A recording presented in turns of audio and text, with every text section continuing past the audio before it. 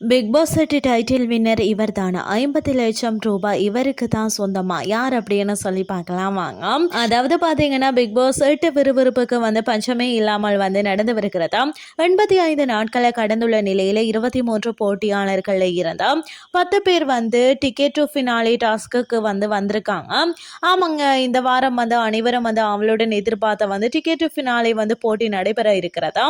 இதெல்லாம் வெற்றி பெறும் அந்த போட்டியாளர் நேரடியாக ஃபைனலுக்கு தேர்வாக இருக்கார். டிக்கெட் ஃபினாலே பற்றி பேச்சு ஒரு பக்கம் இருந்தாலும் பிக் பாஸ் 8 டைட்டில் வின்னர் இவர் தான் என ரசிகர்கள் கூறி வருகிறார்கள். அந்த வகையில பாத்தீங்கன்னா சௌந்தர்யா தான் Bigg Boss season 8 title winner அப்படின்னு சொல்றாங்களாம். அதே போல மறுபக்கம் முத்துக்குமரன் தான் டைட்டில் வின்னர் என சிலர் கூறி வருகிறாங்களாம்.